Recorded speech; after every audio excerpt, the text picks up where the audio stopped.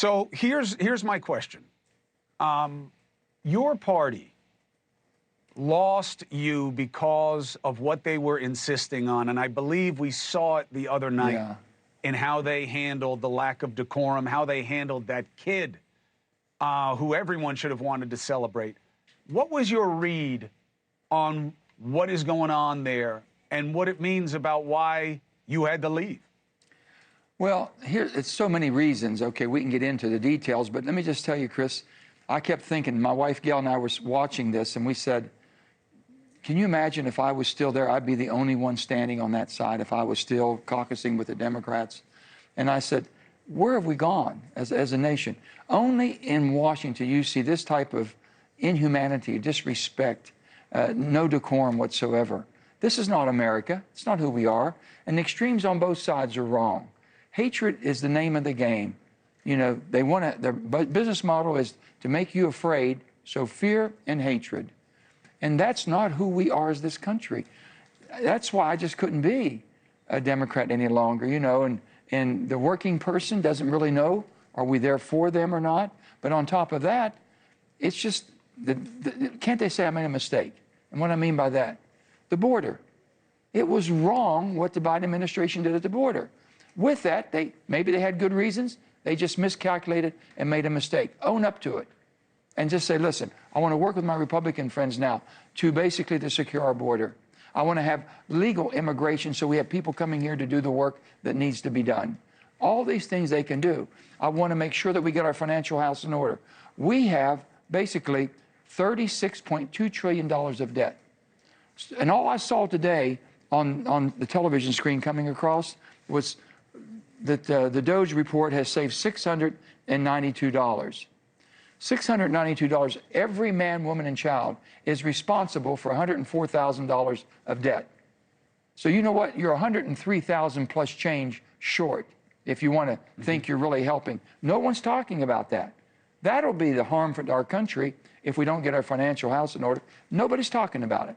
And if you're going to have We're talking about it. Yeah. If you're going to have all these cuts, we're Chris, talking about it. Okay. If they're having these cuts. Well, that's what I want to ask you about. Yeah. I want to ask you about the cuts, Joe. So I believe this is the opportunity for your old party, okay?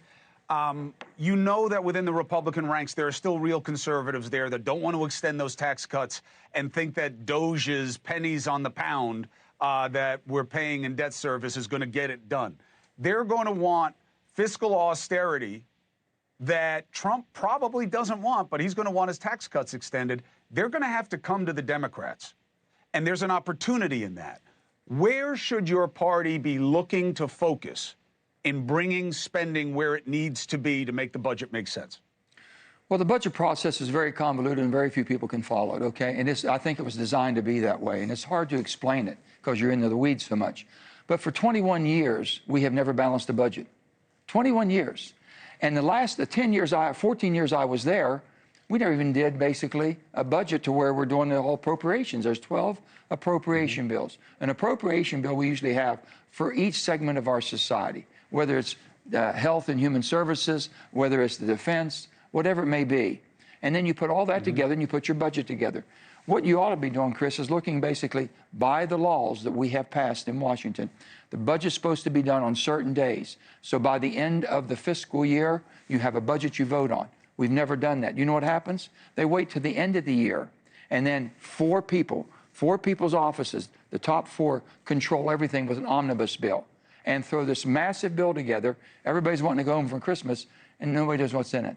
And we continue to just add on, pile on more debt. So when Donald Trump goes in there, he says, I'm going to change things. That's fine. People still supported him after his delivery Tuesday night. They were still supportive. They said, I like, he took charge. Okay, he's out there. He's only been there 45 days. He is our president. He's my president. He's your president. He's every Democrat's president. Come on, guys. Get yourself in a posturing that I'm an American. I want my president to succeed, but be able to speak respectfully to truth to power. And if you're against something, make sure you have a reason why you're against it to make it better and be for something.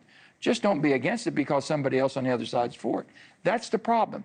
And you can't get people talking about that anymore today. So I just said enough's enough. So I couldn't change it for 14 years inside. And I'm trying to tell people, they've weaponized the primary process, Chris. The primary process is, if you don't do what I'm going to say, then 2026, I'm coming after you. Whether it be a Democrat or Republican, you're not Democrat enough, you're not Republican enough. This is wrong.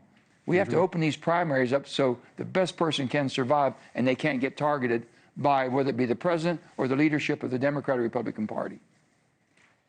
Amen. Senator, you should run for office. Joe Manchin. Hey, thanks for watching. Go to joinnn.com to find NewsNation on your screen. And don't forget, click the red subscribe button below to get more of NewsNation's fact-driven, unbiased coverage.